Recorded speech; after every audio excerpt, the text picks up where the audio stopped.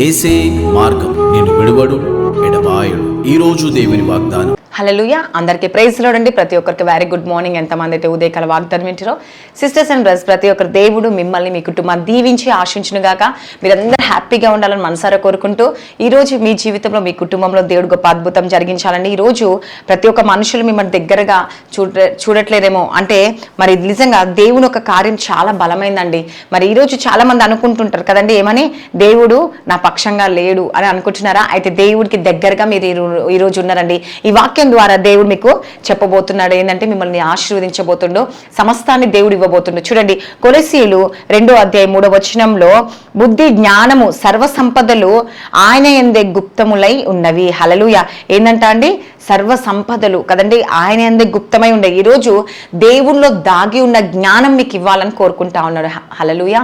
మరెంతమంది అయితే ఉదయకాలం sisters and brothers ఈ వాక్యం వింటున్నారో, మీ జీవితంలో ఏమి ఉందంట అండి?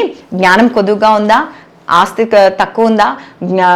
బంగారము లేదని చాలా మంది బాధపడుతుంటారు, లేకపోతే జ్ఞానం లేదని బాధపడుతుంటారు, ఆస్తి లేదని బాధపడతారు, జాబ్స్ లేదని బాధపడతారు. అంటే ప్రతి ఒక్కటి నీ జీవితంలో ఏదో ఒకటి కొరత, అంటే సమాధానం లేక, సంతోషం లేక, నెమ్మది లేక ఉన్న వారి పట్ల దేవుడు సర్వ సంపదలు ఆయన ఎందుకు గుప్తములై ఉన్నాయని దేవుడు సెలవిస్తా ఉన్నాడండి. ఈరోజు ఆయనలో ప్రతి ఒక్కటి ఉన్నాయి కదండి, దాగి ఉంది. అది జ్ఞానం కావచ్చు, ఇంకా సమాధానం కావచ్చు, ఇంకేదైనప్పటికీ కదండి. హల్లెలూయా.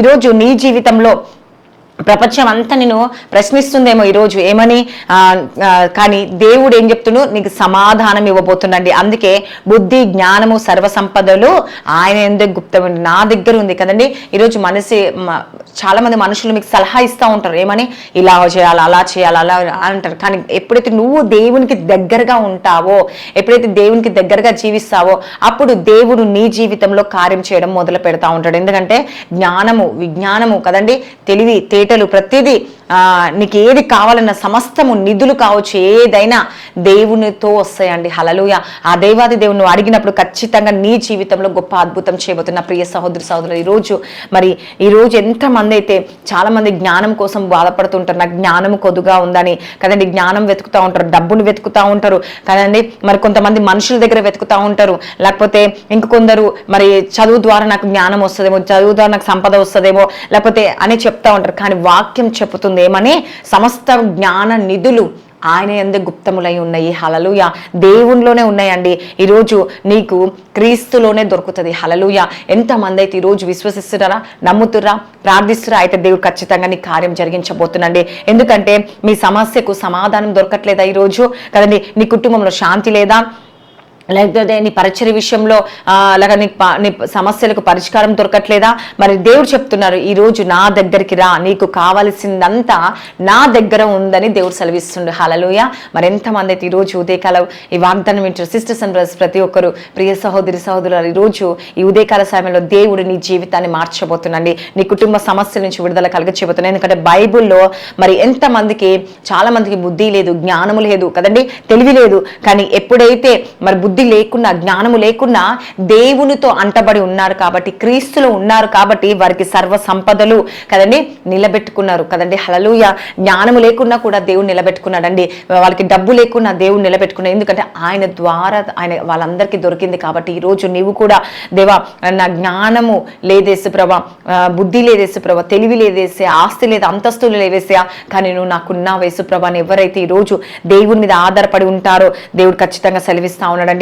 ఈరోజు నాలో ఉన్న దాగి ఉన్న జ్ఞానాన్ని, నాలో ఉన్న ప్రతిదీ మీ జీవితంలో నేను కార్యం జరిగించబోతున్నాను దేవుడు సెలవిస్తా ఉన్నాడు. కాబట్టి ఈరోజు ప్రతి ఒక్కరికి సమాధానం ఇవ్వాలని, సంతోషం ఇవ్వాలని, నెమ్మది ఇవ్వాలని దేవుడు కోరుకుంటా ఉన్నాడు. కాబట్టి ఈరోజు నీ జీవితంలో మరి నిజంగా ఈరోజు క్రీస్తులు అడుగుతున్నారా? అయితే తప్పక దేవుడు కార్యం చేయబోతుందండి. నీ భవిష్యత్తు నిర్ణయించేది జ్ఞానము కదండి. ఆ జ్ఞానము కావాలంటే కేవలం దేవుని ద్వారానే అవుతుందండి. హల్లెలూయా. కాబట్టి ప్రతి ఒక్కరితో ఈరోజు అర్థం చేసుకోండి, ఏమని దేవుడు ఇప్పటికీ తెలియచేస్తా ఉన్నాడు నీకు, ఏమంటే సర్వ సంపదలు కదండి, మనుషుల సహాయం వ్యర్థము, మరి ఈరోజు మనుషులను వెతుకుతున్నారేమో, మనుషులను వెతుకుని నా సన్నిధిలో వెళ్ళి మీరు నన్ను వెతకండి, నాకు ప్రార్థన చేయండి అని దేవుడు సెలవిస్తా ఉన్నాడు. ఎందుకంటే కావలసినవన్నీ ఆయన దగ్గరనే ఉన్నాయంట. అందుకే బుద్ధి, జ్ఞానము, సర్వసంపదలు నా యందు గుప్తమై ఉన్నాయని దేవుడు సెలవిస్తా ఉన్నాడండి. హల్లెలూయా. కాబట్టి ఈరోజు నీ జీవితంలో కార్యం జరగాలంటే నువ్వు యేసుని పట్టుకుంటే, మరి ఆ క్రీస్తుని పట్టుకుంటే దేవుడు ఖచ్చితంగా నీ జీవితంలో కార్యం జరిగించబోతుండు, ఆశీర్వాదాన్ని ఇవ్వబోతుండు, జ్ఞానం ఇవ్వబోతుండు, సమాధానం ఇవ్వబోతుండండి. ఆయనలో ప్రతి ఒక్కటి ఉన్నాయి. ఈ రోజు ప్రార్థించుకోండి. ఏమని?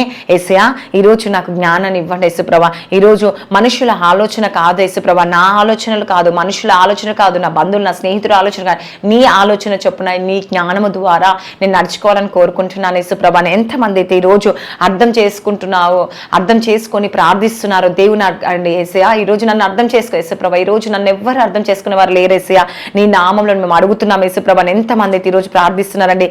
తప్పక దేవుడు కార్యం జరిగించబోతున్నాడు. కాబట్టి ఈరోజు మనుషుల దగ్గర కదండి ఏది లేదు అని, ఇది ఉంది అది లేదు అని అన్న వారి పట్ల దేవుడు గొప్ప కార్యము జరిగించబోతున్నాడు. కాబట్టి ఆయన దగ్గర దొరుకుతుందంట అండి. హల్లెలూయా. ఆశీర్వాదం కావచ్చు, జ్ఞానము కావచ్చు, సంపద కావచ్చు, ప్రతిదీ దేవుని దగ్గర దొరుకుతుందండి. కాబట్టి ఈరోజు ఎంతమంది అయితే ఈ వాగ్దానం వింటున్నా, అవునేసా ఈరోజు సర్వ సంపదలు మీ అందరి గుప్తమై ఉందని నమ్ముతున్నాను, విశ్వసిస్తున్నాను. నమ్మి మీరు విశ్వసిస్తే మరి కామెంట్ సెక్షన్ ఆమెన్ అని సెలవు ఇవ్వండి. మరి మీ జీవితంలో, మీ కుటుంబంలో దేవుడు గొప్ప అద్భుతం జరిగించబోతున్నాడు. God bless you. మరి ప్రతి ఒక్కరు ప్రార్థించుకుందామా?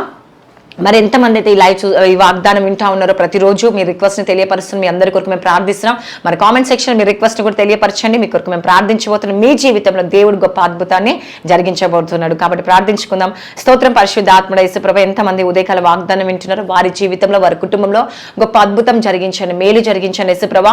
మరి ఈ రోజు ఎంతమంది గర్భఫలం లేక బాధపడుతూ గర్భాలు తెరవబడరు గాక యేసుప్రభు. ఈ రోజు ఎంతమంది బర్త్డేస్, మ్యారేజ్ డే జరుపుకుంటారు, ఈ సంవత్సరం అంతా వారు బ్లెస్ చేయండి, ఆశీర్వించండి, దీవించండి, పోషించి, సంరక్షించండి. నీ ఒక దేవా ఈ సంవత్సరం అంతా ఆశీర్వాదం వరకు వచ్చును గాక. ఎంతమంది ఎగ్జామ్స్ రాస్తున్నారు, ప్రిపేర్ అవుతారు, వాళ్ళందరినీ జ్ఞాపకం చేసుకొని ఆ బిడ్డలకు మంచి ఆరోగ్యమును, బలమును, శక్తిని, జ్ఞానం అనుగ్రహించండి. ఎంతమంది బలహీనంగా ఉన్నారు, గర్భఫలం లేక బాధపడతారు, భార్య భర్త సమస్యలు, కోర్టు కేసెస్ ప్రభా, జాబ్స్ లేక, మ్యారేజ్ కాక, లైఫ్ సెటిల్ కాక, ఇంకెంతవరకు అప్పు సమస్యలతో, రోగంతో, బంధకాలలో, ఐసీలో ఉన్నవారు, అనేక రకరకాల రోగాలతో బాధపడుతున్నవారు, నైనా రక్షణ లేని వారు, ఇంకెంతమంది దేని కొరకు బాధపడతారు, ప్రతి కుటుంబాన్ని మీరు దర్శించి, దీవించి, ఆశించి, పోషించి, సంరక్షించి, ప్రతి ఒక్క అవసరాలు తీర్చి, ఇంకా ఏ కొదువైతే ఉందో, ఏ ఆలోచన కలిగి ఉన్నారు యేసయ్యా, ఆలోచనన్నీ నెరవేర్చి నీ రాకడ పర్యంతరం ప్రతి ఒక్కరిని కాపాడండి యేసు ప్రభు. ఎత్తబడే సంఘానికి సిద్ధపాటు జరిగించమని నజరేయుడైన యేసుక్రీస్తు నామంలో అడుగుచున్నాను తండ్రి. Amen. God bless you. Praise the Lord అందరికీ.